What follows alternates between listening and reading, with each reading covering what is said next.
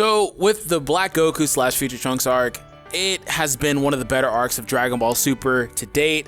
It has been very interesting. It's gotten a lot of people engulfed in the series, or a lot of people that kind of left the series alone have come back due to the enjoyment of these characters that are now in the series with Future Trunks and with Goku Black, with Zamasu, and all these different aspects to the series and the arc currently. But we're going to go ahead and talk about something that's a little bit different at this point. And today I brought on my usual co-host for a lot of these types of videos, Mark. How you doing, bro? Always very good. Thank you, D3. It's always good to be here, man. Yes, the extinguished Real to Real. We're going to be talking about the Goku Black / Future Trunks arc once again, and whether or not the arc has lost some of its luster. If it seems like the arc has lost a little bit of its, je ne sais quoi, basically, to say that the arc is not really following through with its own path that it laid out, and if it's kind of all over the place, it doesn't really know how it wants to end things anymore. And what I mean by that, just personally, just to kind of jump into this, the arc, it seemed like initially like it was very, very promising. You know, they had a lot of different aspects to it. We saw Trunks return. We see like an evil Goku, air quotes up, because it's a little bit different than that. It's a little more complicated. We see an evil Kaioshin, and then they're talking about time travel and all these different things. And for the most part, they've been cool with the way that they have kind of incorporated a lot of these different mechanics into the show, you know, kind of piggybacking off of the previous arcs that were in the show. But one thing I want to say is that at this point, they've done this whole rigmarole of where they're like, okay, let's fight. Oh, we lose. Oh, snap. We need to figure out how to get better. All right, they train up a little bit. And then after the first fight with Goku Black, where he wasn't that strong, they figure out the mystery of Zamasu and Goku Black. And then they go into the future and fight again. They get their butt kicked. They leave the future, go back to the past. Oh, man, how could we be stronger again? How could we beat that guy? Go back into the future, losing again. And here they are back in the past. And I'm like, what do you want to do with this arc? You know, they've done a lot of things in regards to that, and then in between all of that, they have all these nostalgic, fun, fan servicey moments with Trunks, and then Mai, and all this stuff, and all these Trunks form, the new form that they have that we'll probably never see again after this.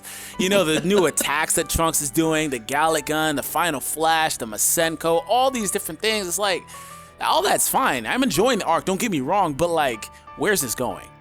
So, Mark, you want to kind of chime in here?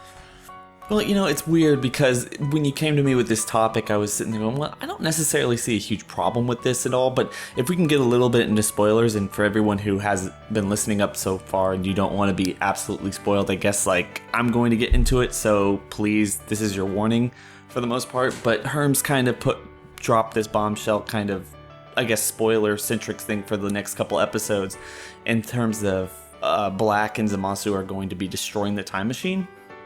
Yes, they're going to destroy the time machine, and they are going to destroy, because Goku went to go learn the Mafuba, which I didn't really mention, which is another one of those little, oh, what are you trying to do with this series? They're going to destroy the jar that Zamasu will be sealed in and the time machine. So once again, in the next few episodes, we're going to be back in the situation I'm talking about. What are we doing? we don't know how they're going. You know, they're going to be put in between a rock and a hard place, which is where they've been basically this entire arc. Yep. Outside of that one fight where Goku was just like playing around and he could have ended it.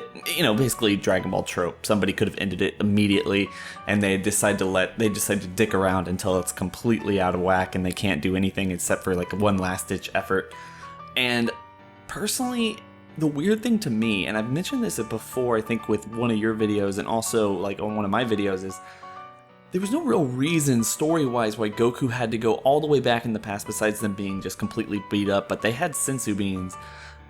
Like, you know, they've kind of put it on the nose that they were using the History of Trunks special as the legitimate canon for Trunks' own story, and in that special they show that Master Roshi was legitimately alive and hiding out, and there's no real reason why he's probably dead. We have no indication that he's dead or alive, so, you know, he could have gone to they could have blown up the time machine, and Goku could have found Master Roshi to learn the Mafuba, you know, with Master Roshi in that timeline instead of having to go all the way back in order to do it, and then just kind of it creates this weird little disconnect, like this weird little like, okay, this is really heavy, this like episode 61 is really heavy, it's really depressing and all this stuff, and then now we're back to like kind of laughing and seeing Goku play around with the turtle and everything, and it's really nice, but it's just this show goes through such mountains and valleys really when it comes to its content. It's weird, it's almost jarring to a degree,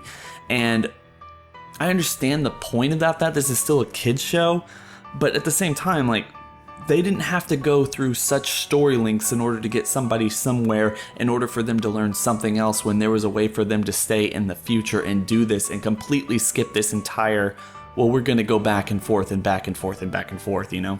Yeah, and they do that kind of all the time with this show, just in general. But I mainly wanted to talk about this arc, but they've done that the entirety of the show, and it's something that they never really got out of. And when it came to this arc, I was, enthusiastic. I was like, okay, this is something fresh, because let's be real, like, the previous arc was a letdown. It was something that most people now don't even really care about at this point. They care about a couple of the characters, that's about it. So with this arc, it was totally different, totally original. We're bringing in Trunks. They may be rehashing certain different things that we've seen previous in the series, or, the extended canon and whatnot, but, it's different. And we have a different concept to it. So initially, like I said, it was going really well, but they constantly play on the same realities and tropes within the series. Like you said, Goku could have won that first fight, but obviously they weren't going to let him, because the arc would have been done then. Goku had senzu beans, but oh wow, he left them in the future. So like, they purposely are putting these guys in situations where they are not able to succeed, pretty much. And as far as, like you said, Muten Roshi was in the future timeline. They literally did not have to come back in the past to go ahead and learn the Mafuba from past Master Roshi. They could have just done it with the one in the future timeline. And another thing is too, like I was telling you off cam, Goku doesn't even have to learn it. They could just say, hey Piccolo, come with us. They clearly have the room for it, right? Trunks fit in there. I mean, it'll be tight, but Piccolo could come to the future and it would eliminate the need for Goku to do anything.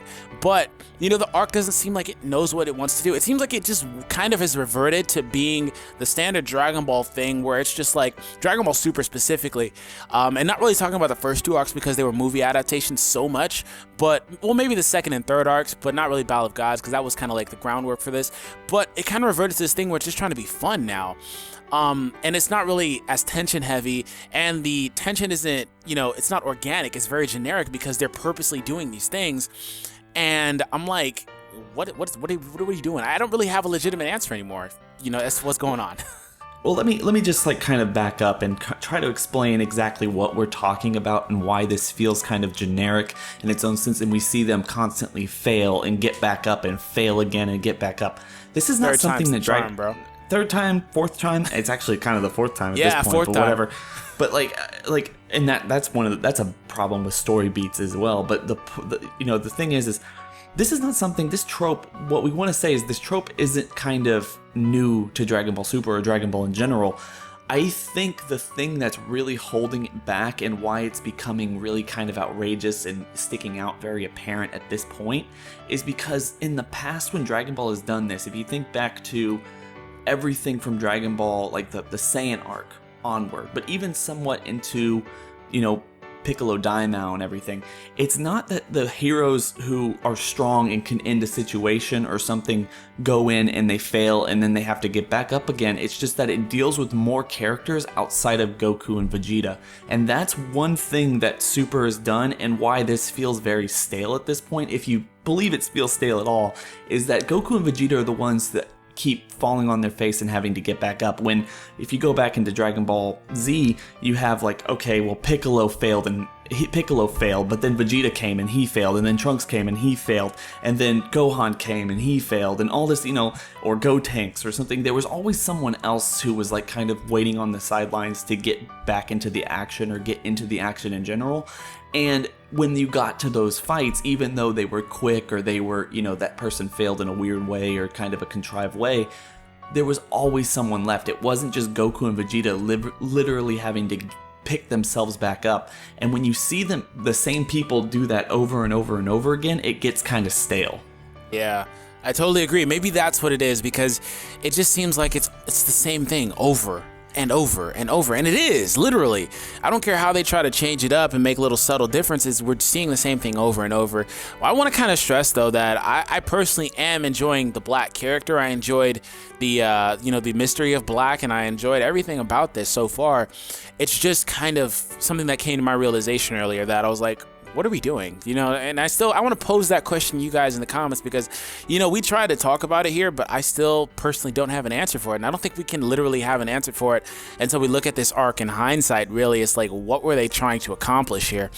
But I want to pose that to you guys in the questions. Let us know in the comments what you guys think of the arc. Do you think it's being milked at this point? Do you think it's being dragged out? Do you think there were multiple opportunities? Do you think this is the Boo arc, basically? Do you think that there are multiple opportunities they could have ended this so far, which there were? But they just haven't really done so for whatever reason. We're interested in that. And also, please be sure to subscribe to Mark, aka Real to Real, aka Real to Real. I was gonna say it backwards, but it's the same thing backwards. Never mind. Yeah, be sure to subscribe to Mark. Awesome guy, as you could tell, does awesome content. Thank you for joining me today, Mark. It was definitely a pleasure, bro. Yeah, man, anytime. We haven't criticized Super in a long time. We've done this several times, but it hasn't been a long time.